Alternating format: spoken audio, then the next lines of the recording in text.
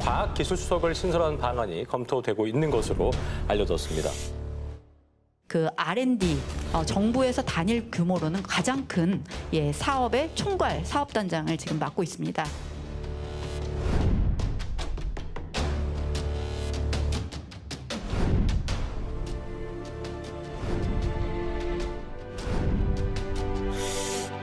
저희가 4개월뿐이 안 됐지만 이미 지금 성과를 내고 있습니다.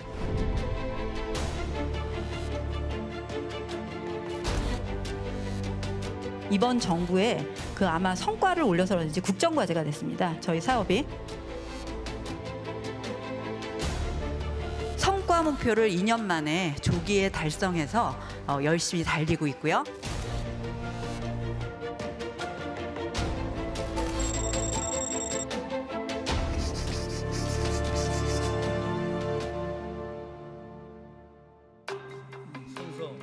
지난 10월 열린 국정감사.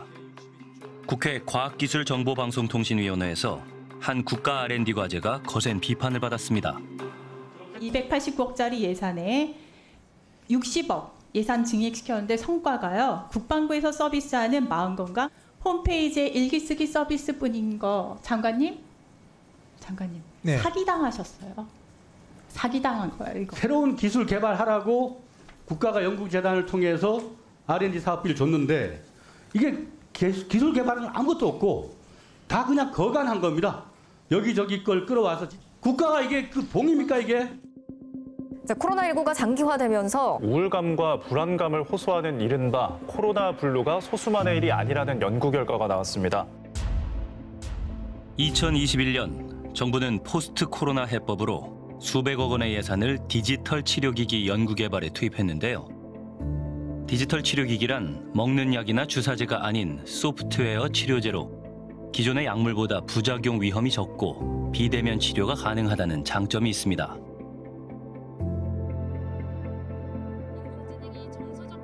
이번 국감에서 논란이 된 연구는 2021년 당시 정부가 투자한 차세대 바이오 연구 사업 중 최대 규모였습니다.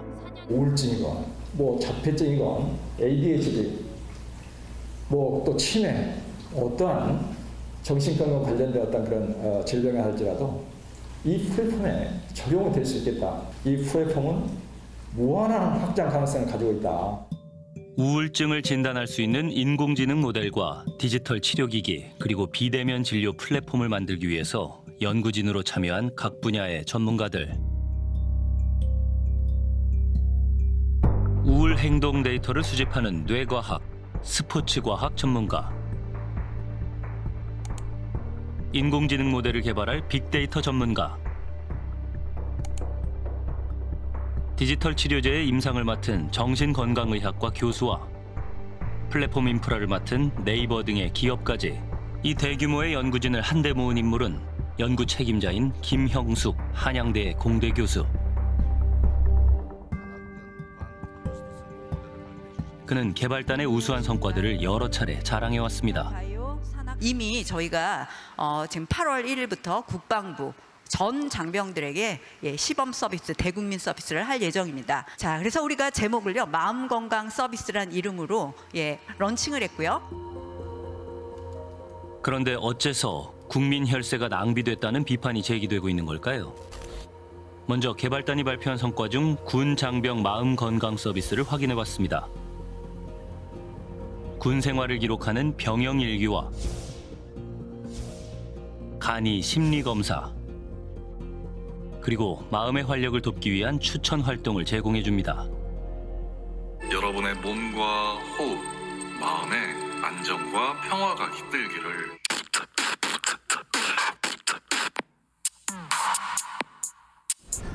편안하게 호흡을 가다듬고 나만의 시간에 빠져봅시다.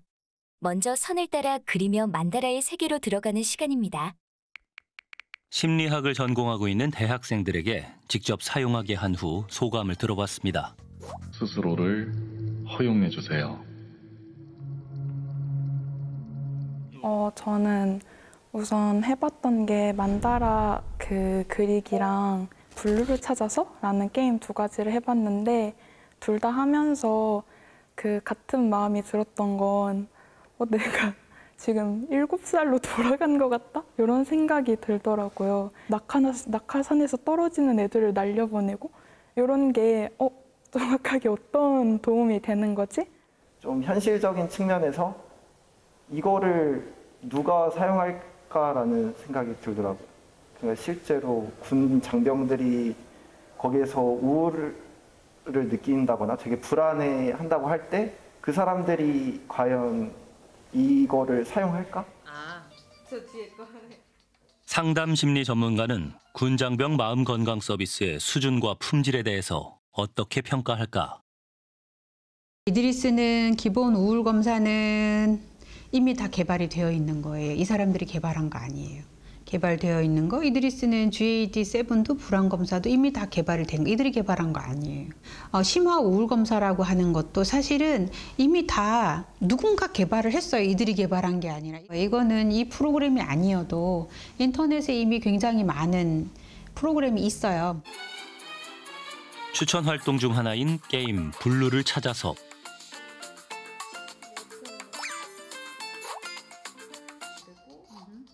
부정과 긍정, 상반된 메시지가 담긴 물고기를 미션에 따라 골라내는 게임을 하면서 우울감과 관련이 있는 인지 능력에 도움을 받을 수 있다고 설명합니다. 하지만 김태경 교수는 우울증을 대하는 접근법에 우려를 표했는데요. 물고기 색깔이 단서잖아요. 그럼 사람 물고기 색깔만 보고 위 혹은 아래를 선택하거든요. 근데 그걸 가지고 이걸 해서 우울감이 개선된다? 우울감을 너무 우습게 느끼는 게 아닌가라는 생각이 들 정도로. 그러니까 정말로 군장병들의 정신 건강이 걱정이 되고 정신 건강 상태를 조금 긍정적으로 개선시키고자 한다면 장병들이 무엇을 원하는지, 어떤 게 문제의 핵심인지, 그걸 개선하기 위해서 현실적으로 어떤 게 중요한지 이런 기초 자료 수집을 먼저 해야 돼요. 개발단의 또 다른 성과인 챗봇 서비스 포키. 우울감을 느끼는 이들이 대화를 통해 공감을 느끼도록 하는 것이 그 목적이지만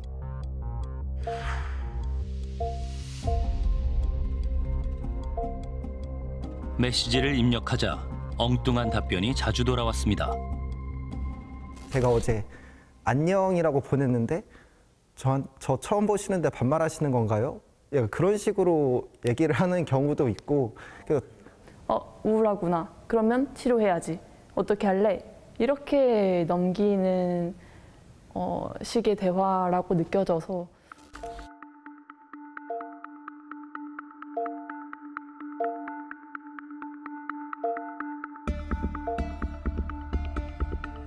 이처럼 충분히 개발되지 않아 보이는 서비스를 출시한 데에는 나름의 전략이 있었다고 연구 책임자인 김 교수는 밝힌 바 있습니다. 저희가 4개월뿐이 안 됐지만 이미 지금 성과를 내고 있습니다. 성숙하지도 않았는데 왜 제공했을까 하시겠지만 사람들이 써보게 하고 그 써보게 한 피드백을 가지고 고도화하는 것이 진정하게 상용화를 성공하는 전략이라고 저희는 생각하고 있습니다.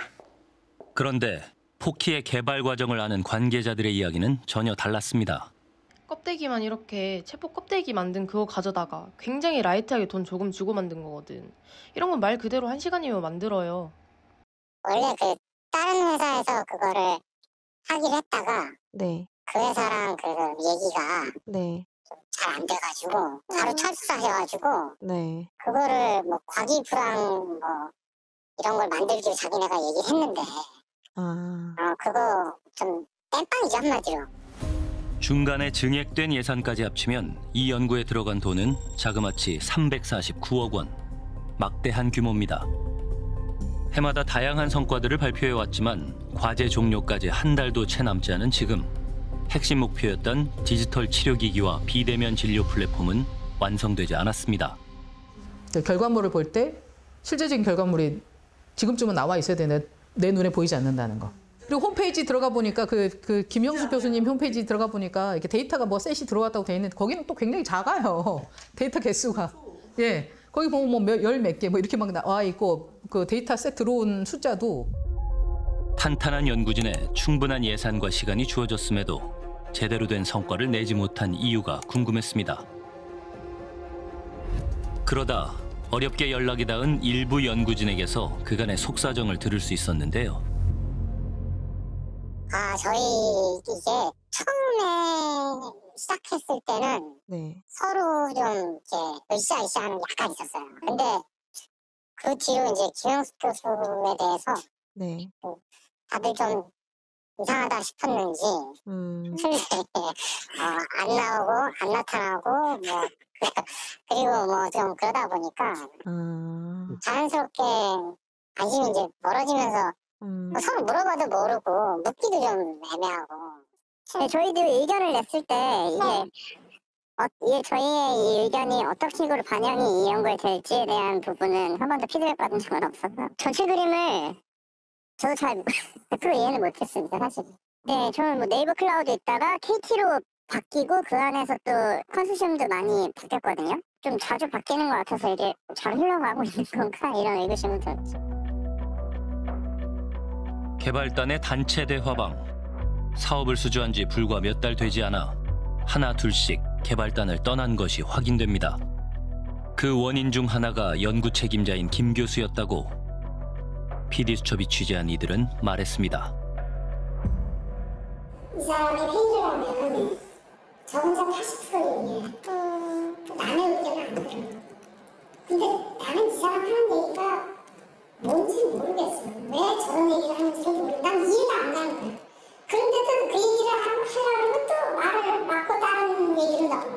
그러니까 이제 저는 이거 가망이 별로 없어 보인다. 김영숙 교수가 이쪽 전공이 아니잖아요. 좀 허무맹랑한 얘기를 막 하시는 거예요. 그러다 보니까 데이터를 어떻게 수집하네, 만드네, 요 시간들을 한 1년 넘게 보낸 것 같아요.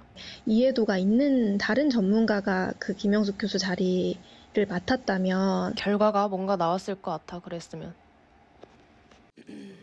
김 교수의 전문성에 대해 국회에서도 문제 제기가 이어졌습니다. 초거대 AI 저에게 짧은 한 문장으로 지금 설명해 주세요. 네, 초거대 AI는 데이터를 사람들이 쓰는 리얼월드 데이터를 짧게 해주실까요? 예, 그 분석해서 자, 예, 하정우 맞춤형 센터장님, 서비스를 맞춤형 서비스요? 네, 교수님. 그 인공지능 관련 논문 실적이 있으십니까? 네, 저희는 제가 사업단을 하면서 저는 움직임 행동을 그 특징으로 규명하고 그 움직임을 반대로 바꿔서 사람의 행동을 개선하는 연구를 대학교 서울대 체육교육과의 움직임 휴먼 무브먼트를 중심으로 해서 했습니다. 체육에 관한 논문이죠. 네, 사업단에서는 이제 제 기초 연구뿐만 아니라 그런 시너지를 낼 수 있는 융합 연구를 진행하고 있습니다. 알겠습니다. 김영숙 교수는 개발단이 계획한 디지털 치료기기들 가운데 2종의 연구를 맡아 진행하고 있습니다. 그중 하나가 우울증 환자의 신체 활동을 유도하여 우울증을 개선하는 게임인데요. 이것이 2024년 촬영된 시연 영상입니다.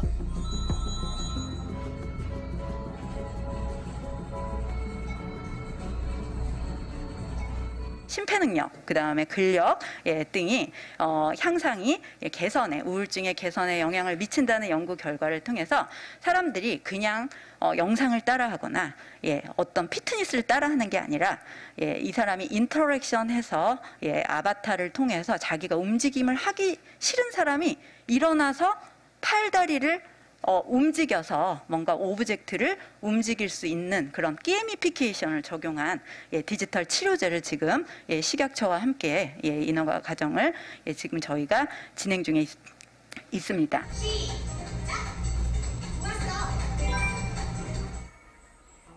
PD수첩은 동작 심리 치료 전문가를 만나 이 치료기기에 대한 의견을 물었습니다. 근데 이거를 우울증 환자에게 한다고요? 이게 지금 뭐죠? 반대 행동이라는 게 이런 걸까? 지금 현재 이 사람이 참여자가 하고 있는 건 정말 이거거든요. 오른쪽 한 번, 왼쪽 한 번 하고. 네, 이게 어떤 맥락에서 치료제로서의 효과인지는 알 수는 없네요. 우리가 이제 보통 심리 치료 프로그램이나 예술 치료 프로그램을 개발하고 효과성 검증을 할 때 되게 중요하게 보는 것 중에 하나가 어떤 이론적 근거를 가지고 있는 프로그램인가. 그냥 율동이나 신체 활동을 엮어서 이걸 전문적인 프로그램이라고 할 수 있나. 그렇지 않거든요. 남희경 교수는 학부에서 무용을 전공한 뒤 무용 동작 치료와 상담 심리로 석사 학위를, 심리학으로 박사학위를 수료했습니다. 동작 치료는 반드시 심리학에 대한 이해를 바탕으로 해야 한다는 것이 남 교수의 설명입니다. 저는 이제 심리학에서 또 한 가지 이론을 가지고 저는 분석 심리학이라고 하는 그 이론을 가지고 지금 또 계속 4년차 공부를 하고 있어요. 대부분은 최소한 이제 한 10년 정도의 이런 뭐 학위 과정과 이런 수련 과정을 거쳐야 그래도 좀 전문가로서 인간의 마음을 좀 다룰 수 있다라고 보고 있고요. 김 교수가 개발 중인 디지털 치료 방식에도 근거하고 있는 이론이 있습니다. 바로 무용이론과 라반이 정립한 움직임 분석 이론인데요. 라반의 동작 분석은 사실은 이렇게 심리 안에서는 되게 제한적으로 사용이 되고 있긴 해요. 이게 처음에는 무용수들의 무보, 그러니까 음악의 악보처럼 무용수들의 무보를 기록하는 목적으로 개발이 된 거예요. 이것을 인간의 심리를 이해하는 것에 활용을 한다라는 건 완전 다른 분야이기 때문에 이걸 공부하려면은 이제 뭐 라반의 이론만 공부해서 되는 건 아니고 인간의 심리에 대한 공부도 필요하고 그렇다 할지라도 이것을 뭔가 표준화해서 사람의 어떤 행동을 가지고 이런 정신적인 상태입니다. 뭐 A, B, C 이렇게 분류해서 이렇게 구분해서 이야기를 할 수는 없어요. 왜냐하면 인간의 마음이라는 것이 기계가 아니잖아요. 막대한 예산, 저명한 연구진에 비해 과제의 성과는 부족해 보입니다. 연구 책임자로서 김 교수의 책임을 물을 수밖에 없는 이유인데요. 책임 연구자의 역할이요? 네. 그렇죠. 모든 교수님들의 동력을 끌어내야 되는 위치다 보니까. 네, 그래서 워크숍 같은 걸 뭐 이렇게 좀 크게 하셨던 것 같고요. 케이터링도 잘 돼 있고, 그래서 모임할 때 이렇게 신경을 많이 쓰시는구나. 뭐 오케스트라, 뭐 이렇게 성악가분들도 오셔가지고 이렇게 찬조 공연 같이 해주시고. 4년 전 새로운 연구를 향한 열정으로 모였던 개발단의 많은 이들도 이 연구에 대해 아쉬움을 나타냈습니다. 처음에는 되게 있어 보였어요. 제가 한양대 교수라고 하는데 공대 교수가 와서 하는데 뭐 거친 소리 하겠냐. 이번에 진짜 호되게 당했습니다. 국비 200억, 민간 투자까지 합치면 총 349억 원이 투입된 대규모 국책과제. 단장인 김형숙 교수의 홈페이지에 들어가면 사업 관련 성과를 홍보하는 기사가 이렇게 넘쳐납니다. 하지만 현재까지 식약처에 접수된 디지털 치료기기 품목 허가 신청은 없습니다. 과제 종료까지 한 달도 채 남지 않은 지금 디지털 치료기기 3종을 상용화하겠다는 목표는 달성하기 쉽지 않아 보입니다. 그 사이에 김형숙 교수에겐 각종 타이틀이 생겼습니다.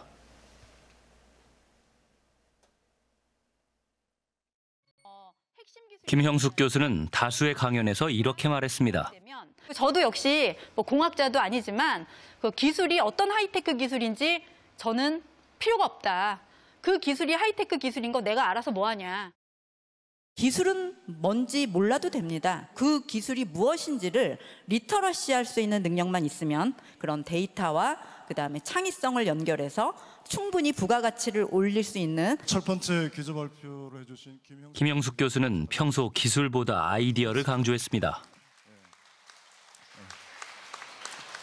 제가 사실 지금 한양대학교 데이터 사이언스 학부에 있으면서 그다음에 지금 디지털 헬스케어의 센터장을 맡고 있으면서 우리나라 과기정통부의 제일 큰 사업단장을 맡고 있습니다. 제가 왜 제 소속을 말씀드리냐면 제가 원래 예술고등학교를 나와서 무용을 전공을 하고 이후 대학에서 체육교육 학사와 석사, 운동역학 박사를 전공한 후 주로 예술체육학 관련 경력을 쌓아온 김 교수. 지난해 한양대 공대 교수가 됐습니다. 그는 스스로를 융합 연구 영역에서 국내 최고 전문가라고 평가하고 있습니다. 한양대 교수가 될 만한 무슨 공적이나 이력을 쌓았습니까? 네, 그 12년부터 스팀이나 스팀 R&D 컨텐츠들을 개발해서 과학의 내용을 아이들한테 인터랙션 컨텐츠로 이해하게 하고요. 그런 것들을 프론티어로서 역할을 해왔다고 저는 생각을 합니다. 스팀이란 과학, 기술, 공학, 수학을 뜻하는 스템에 예술을 더한 융합 교육 콘텐츠를 말하는데요. 요즘 학교 과학 수업에서 융합 인재 교육이라는 것이 강조되고 있는데요. 2013년 정부의 최우선 국정과제였던 창조경제와 함께 대학에는 스팀을 연구하는 붐이 일었다고 합니다. 김 교수도 인하대 스포츠과학과에 재직하며 여러 건의 스팀 연구에 참여했습니다. 그중에서도 그가 대표적으로 꼽는 성과가 있습니다. 또 모차르트야 마술필이라는 그 예술 작품의 내용을 스팀형 뮤지컬로 바꿔서 아이들이 그 속에 있는 원작을 살리면서 그 안에 있는 과학의 내용을 아이들이 무대 위에서 인터랙션 할 수 있는, 유사 홀로그램과 인터랙션 할 수 있는 그런 것을 아이들이 체험할 수 있게 한다면 정말 좋겠구나 해서 결국은 4일 동안 공연을 올리게 되었습니다. 해당 연구는 실제로 어떤 평가를 받았을까요? PD수첩이 중간평가 결과 보고서를 확인해보니 평가 점수는 미흡. 평가위원들은 과학적 원리에 대한 보충이 필요, 취지에 맞지 않는 듯함, 과학과 연계하여 교육받는 내용이 없음이라고 지적했습니다. 재평가를 받은 끝에 통과하기는 했지만 과학적 지식의 전달이 어렵지 않을까, 과학 전문가의 컨설팅이 있으면 좋겠다 등 여전히 같은 문제를 지적받았습니다. PD수첩은 그 무렵 김 교수의 연구에 참여했던 이들과 연락이 닿을 수 있었습니다. 그 당시에 뭐 공대 교수님, 의대 교수님들도 나중에 저한테 전화가 와서 뭐라고 하시는 분도 있고 연구개발 이런 식으로 하면 안 된다고. 그 교수님들도 이해를 못했어요. 도대체 뭘 그래서 알맹이가 뭔지. 근데 이제 이번에 그 국정감사 보셔서 아시겠지만 이렇게 막 혼 빼놓는 그런 게 있어요. 말을 막 이렇게 저렇게 막 그 마케팅 단어들 그거를 막 해서 혼을 빼놓고 결국엔 이제 회의를 해도 남는 게 없는 거 없었어요. 전문가도 아니신 것 같고 저희를 리드할 만한 그 책 연구자로서의 뭐라 그럴까 좀 전문성 이런 것들에 대한 게 좀 약간 좀 컨선도 있었고 그래서 일단 기획 연구 보고서까지 쓰는 것만 작업을 하고 끝냈던 것 같아요. 김 교수는 현재 한양대 데이터 사이언스학과 심리뇌과학 전공 교수로 학생들을 가르치고 있습니다. 한양대와는 발달의학센터 외부 교수로 2017년 인연을 맺었습니다. 당시 RNSD 센터장이었던 송기민 교수는 김 교수와의 첫 만남을 기억하고 있었습니다. 우리 병원에 발달장애 센터가 있습니다. 근데 그 센터에서 김형숙이라는 분이 이 센터에 뭔가 연구비를 가져올 수 있다라고 해서 공동 연구를 하고 싶다고 한다는 거예요. 그렇게 외부 연구자로 합류한 김 교수. 그런데 얼마 후 제가 연구재단의 R&D 기획위원하고 평가위원을 맡고 있었는데요. 감사를 맡고 계신 감사가 저에게 슬쩍 김영숙 얘기를 꺼내더라고요. 그래서 깜짝 놀랐어요. 어떻게 아시냐 그랬더니 제가 삼촌뻘, 엄마 쪽 삼촌뻘이 된다고 하면 제가 지금 기억이 나는 것은 또 다른 외부의 동그라미 재단을 갔는데 거기서도 그 김창경 교수라는 사람한테도 또 김영숙 추천을 하는 얘기를 듣게 돼요. 이런저런 얘기하다가 김영숙 같은 훌륭한 분을 왜 안 뽑아주냐고 해서 깜짝 놀랐어요. 어떻게 아시지? 내가 그랬는데 내가 이 훌륭한 분을 뽑아달라고 이사장한테도 얘기했고 총장한테도 얘기를 했었다. 송 교수도 힘이 닿으면 도와달라. 김영숙 교수가 자신의 사무실을 직접 찾아와 청탁을 한 적도 있었다고 합니다. 아유, 이제는 다 얘기해야 되겠네요. 사실은 LG의 패밀리입니다. 이 얘기를 하더라고요. 그래서 그때 이제 3천억을 가져올 테니 나를 교수로 추천해달라. 하지만 송 교수는 그 자리에서 바로 제안을 거절했다는데요. 왜냐하면 교수잖아요. 교수는 가르치고 연구하는 직업이잖아요. 그러면 누구 추천을 받아서 돈을 벌어올 수는 있겠지만 일단 절차라는 것이 있는 거고 내가 그 사람을 잘 모르는데 어떤 사람인지 잘 모르는데 어떻게 내가 추천을 합니까? 송 교수만 겪은 일이 아닙니다. 한양대 다른 교수들도 익명을 요청하며 김 교수로부터 청탁을 받았다고 고백했습니다. 채용을 도와주면 연구를 위한 센터를 지어주겠다. 은퇴해도 연구를 계속하게 해주겠다는 등 교수들이 거부하기 힘든 제안을 해왔다는데요. 재단 이사장과의 인맥을 언급한 적도 있다고 합니다. 이사장님도 나의 존재를 안다 정도만 제가 들었어요. 그건 제가 직접 들은 얘기. 그리고 2020년 공공정책대학원에서 김영숙 교수에 대한 특별 채용 면접이 진행됐습니다. 그런데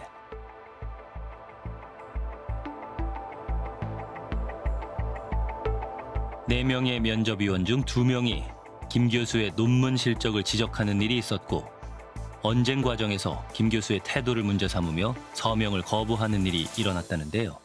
면접위원이 당시 4명이었어요. 그죠? 네, 맞습니다. 네.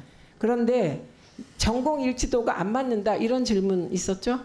네, 맞습니다. 네. 그다음에 공공정책 관련 논문 실적이 있습니까? 저희 공공정책대학원에 있어요, 없어요? 논문 실적. 의료행정 쪽에 아니요, 디지털 헬스케어를 뽑았고요. 아니. 논문 실적이 있습니까? 행정학과는 없습니까? 없습니다. 없죠? 네. 여기 공공... 그런데 면접이 끝나고 며칠 후 한양대는 면접위원 2명을 새롭게 구성해 재면접을 실시합니다. 그리고 김형숙 교수를 임용하기로 결정합니다. 이 소식에 많은 이들이 충격을 받았다는데요. 그랬는 안 되는 걸로 다들 뭐 얘기를 했는데 2개월 후인가 교수로서 쫙 나타나가지고 이것이 어떻게 된 건가 다들 놀랐다. 채용 심사에서 떨어졌으면 보통 사람은 한 번 떨어지면 끝이에요. 붙을 때까지 면접을 계속하지는 않아요. 근데 그것도 너무나 말이 안 되는 얘기고. 면접 당시 제출됐던 지원서에도 이상한 점이 있습니다.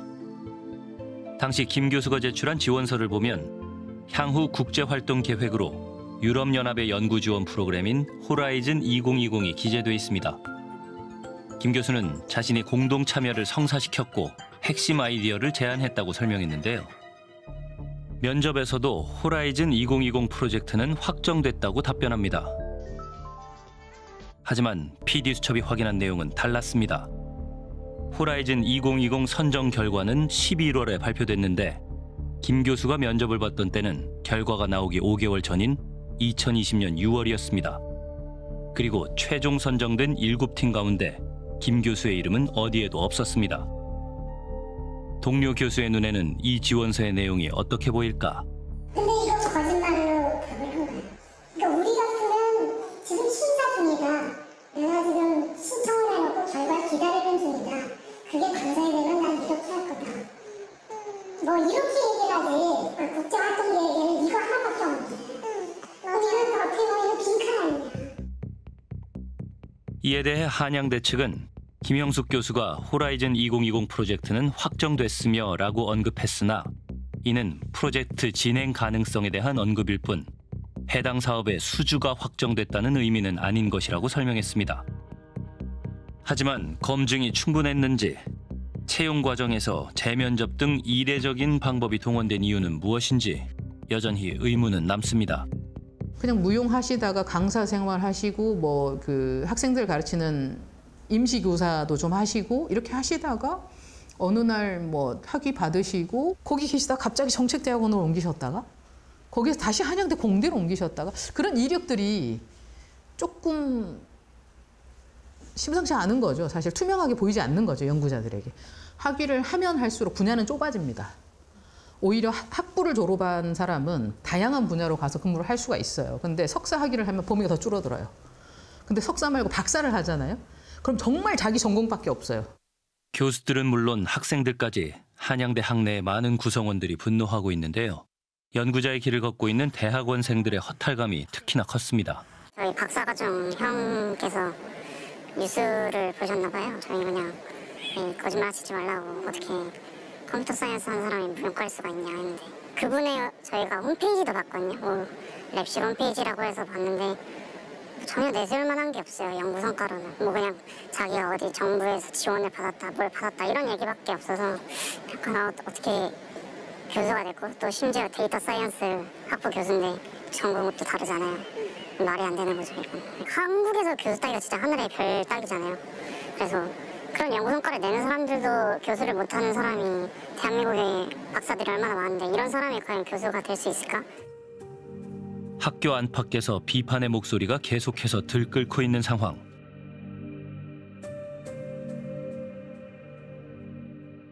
한 교수는 PD수첩에 말했습니다.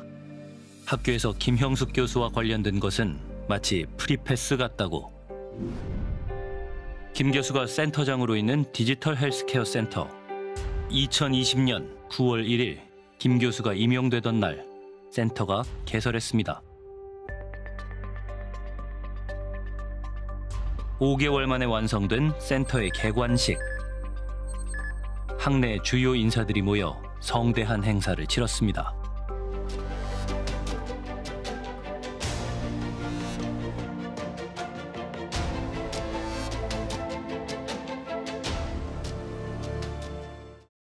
그런 경우하고 최초일 겁니다. 한양대 역사상. 그 신속하게 넓은 공간에 네. 그렇게 센터를 짓는 돈이 있어도 내가 이렇게 할 수 있는 돈이 있다라고 해도 안 줘요, 안 줘요. 지금 뭐 모든 대학이 비슷하지만 저희도 공간 엄청난 공간 대란이죠. 교수들이 모여갖고 우리 이런 센터 만들어야 연구비 따올게. 네. 이러면 대부분 99%가 공간 없이 스스로 알아서 해. 이것도 너무나 예외적인 케이스죠. 센터를 유지하려면 무엇보다 충분한 연구비를 끌어올 수 있어야 할 텐데요. 김 교수가 자신 있게 센터를 맡은 이유, 학교도 이렇게 과감한 투자를 할 수 있었던 이유는 과연 무엇이었을까요? 다시 한번 김 교수가 한양대에 제출했던 채용 지원서를 보시죠. 향후 산학협력 계획으로 디지털 헬스케어 플랫폼을 구축하고 비대면 정서장애 솔루션을 제공하는 연구를 소개하고 있습니다. 그런데 이 내용, 앞서 PD수첩이 지적했던 바로 그 문제의 R&D 내용입니다. 여기서 주목할 점이 있습니다. 면접 당시가 사업 공모 공고가 나기 무려 9개월 전이라는 겁니다. 연구 기간, 연구비의 규모까지 공고 내용을 사전에 알고 있었던 것으로 볼 수 있는 그럴 정도로 구체적입니다. 심지어 면접에서는 수주가 거의 확실하다고도 말했는데요. 그 확신의 근거는 무엇이었을까요? 2021년 4월 공고된 280억 원 규모의 과학기술 R&D 사업 공모. 김 교수의 지원서에 대해 연구자들은 어떻게 평가할까? 이분이 지금 기술된 내용이 굉장히 구체적입니다. 연구비가 어디서 왔으며, 그리고 연구비가 얼마인지, 그리고 정부에서의 연구비와 그 민간의 연구비가 이렇게 자세히 기술된 것으로 보아서는 이거는 이 당시에 이미 확정이 된 게 아닌가요? 지원 당시에? 그렇지 않고는 여기에다가 이렇게 구체적으로 적을 수 없을 것 같은데요. 이거는 일반 우리 같은 교수들은 상상도 할 수 없는 답변이에요. 거의 확정적이다라고 답변을 한 것도 사실은 그런 말을 해서는 안 되는 굉장히 위험한 말이죠. 내가 지금 사전 교감을 하고 있는 뭔가가 있다라는 걸 자신에서 지금 자백한 거거든요. 공고를 그대로 옮겨놓은 듯한 내용을 믿기 힘들어했습니다. 내부자들이 아니면 도저히 불가능한 얘기고요. 네. 영화 내부자들처럼 네. 이런 서클에 들어가지 않는 이상 다들 그냥 피터지 경쟁하고 뭐랄까요, 영문도 모르는 채 떨어지고 굉장히 99% 연구자들이 할 수 있죠. 보통 국가연구과제는 여러 단계의 기획을 거쳐 연구가 필요한 과제를 확정지은 다음 지원자들에게 핵심 요구사항을 제시하는 RFP와 정식 사업 공모 공고를 통해 정보를 공개합니다. 그런데 김 교수는 연구재단의 기획회의가 열리기도 전에 과제의 핵심 내용과 함께 수주가 거의 확실하다고 말했습니다. 심사위원들에게 연구계획을 발표하는 당일에도 마찬가지였다는데요. PT 할 때 김형숙 교수가 이미 제가 느낀 게 뭐였냐면 이게 이미 정리가 돼 있구나 이런 느낌이 좀 들었었거든요. 이 과제를 만든 게 자기가 제안해서 만들었구나. 그래서 자기가 제안을 했기 때문에 우리가 먹을 수밖에 없다고 얘기도 해주셨고. 김형숙 교수의 국책과제 연구비 수주 과정을 취재해온 최영규 기자. 그는 최근 결정적인 내부 증언을 확보했다고 합니다. 계속 평가위원이 어떤 분들일까 알아서 선정위원들하고 이제 찾으려고 굉장히 많이 노력하던 중에 이제 저희가 이제 어떤 분하고 이제 연락이 돼서 이제 내막을 들어보니까 본인들도 이걸 선정하고 싶지 않았다고 그런 솔직한 얘기를 하시더라고요.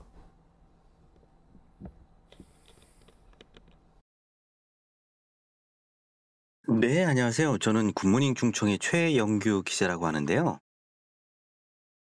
뭐 그때 당시 심사위원이 한 10명 정도 있었는데 뭐 다들 뭐 전공자들이고 그리고 의대 쪽에서도 많이 오셨고 이러는데 뭐 일반적인 평이 그랬죠. 뭐 이거는 조금 아니 뭐 그 주제 자체가 필요하긴 한데 그 무용 전공하신 분이 할 수 있는 건 아니지 않냐는 게 뭐 상당수 뭐 대다수의 의견이었죠. 포장을 자기들이 하더라도 우리가 보면 알잖아요. 결국은 이제 뭐 그 흔히 말하는 이제 뭐 그 비디오 게임 같은 거 만들어서 그걸 학생들이 따라하면 이제 그게 정신건강 좋아진다는데 그런 거는 사실은 뭐 1, 2억이면 되는데 그걸 뭐 200억이나 줘요. 너무 황당한 거잖아요. 하지만 김형숙 교수의 개발단이 경쟁팀과 불과 1점도 되지 않는 차이로 사업을 따내게 됩니다. 이 연구 과제를 다시 재공부해서 넘기는 게 어떻겠냐 했는데 연구재단에서 그거는 원치 않는다. 왜냐하면 그렇게 했다가는 예산이 없어질 수가 있기 때문에 꼭 선정을 해야 된다. 그렇게 얘기를 했고 그래서 평가위원도 그러면 어차피 한 팀에 그런 수백억의 예산을 몰아주기에는 좀 문제가 있어 보인다. 혈세를 좀 아껴야 되지 않느냐. 그래서 두 팀 다 나눠서 주는 건 어떻겠냐라고 제안했는데 그것도 안 된다고 얘기를 했답니다. 한국연구재단은 국가 R&D를 지원하고 관리하는 기관. 비슷한 업무를 하는 곳으로 정보통신기획평가원, 산업기술기획평가원 등이 있습니다. 장효성 박사는 두 기관에서 정책기획, 과제평가기획 등을 담당해온 인물인데요. 그 역시 심사 과정에서 비슷한 일을 목격한 적이 있다고 했습니다. 이 가이드라인을 넌지시 제시해요. 몇 점 이상의 저기 위원님들 이게 몇 점 이상이 돼야 이게 될 것 같습니다. 이렇게 얘기를 하면은 위원들이 다 따라요. 안에서 막 치열한 토론을 하고 냉정하게 객관적으로 하고 그러면 과제들 다 떨어져 나가요. 근데 그냥 저기 돈이 이거 100억 나가야 되고요. 그냥 해주세요 그러면은 위원들 다 해줘요.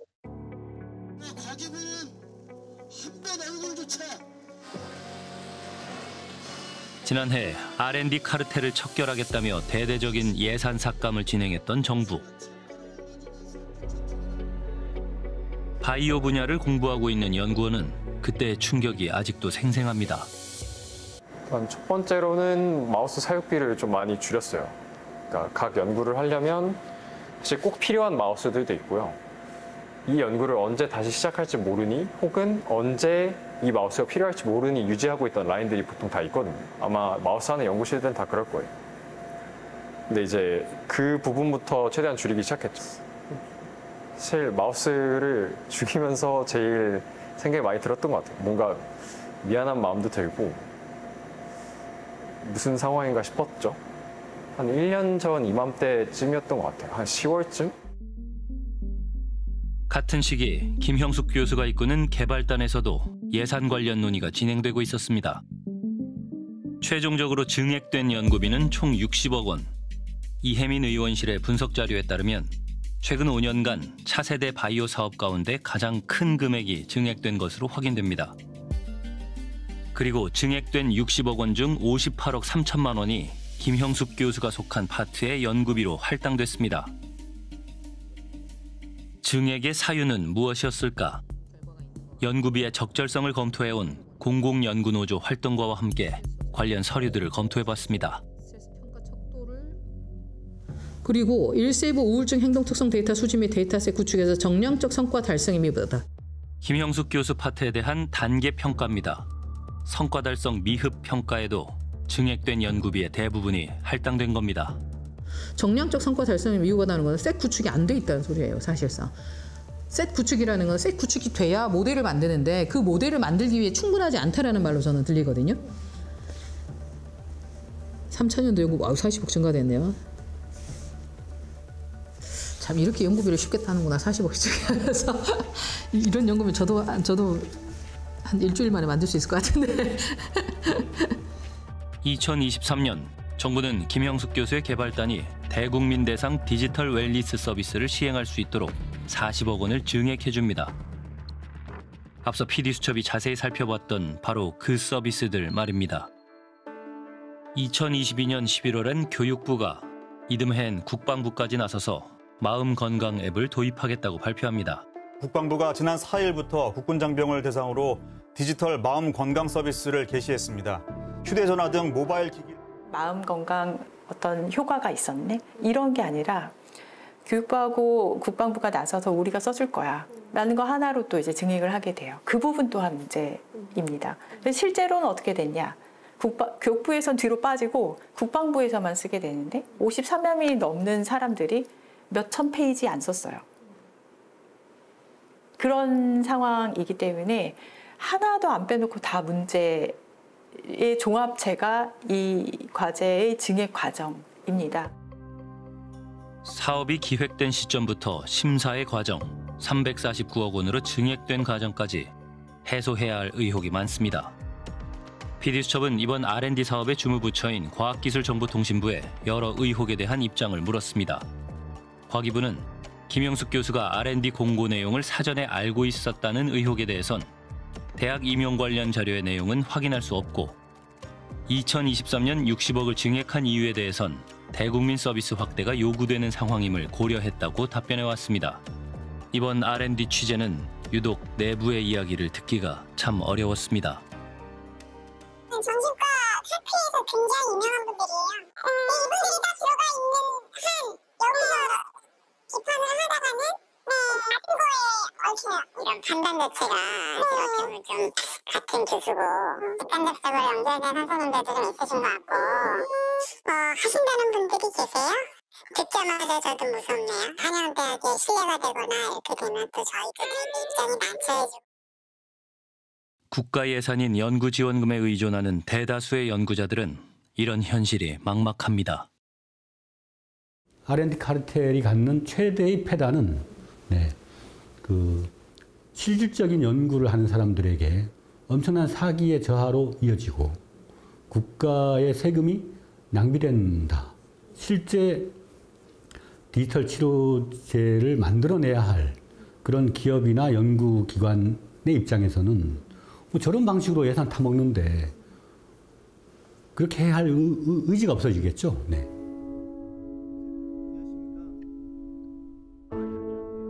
PD수첩은 4개월 전 한국과학계를 떠난 연구자와 연락이 닿았습니다.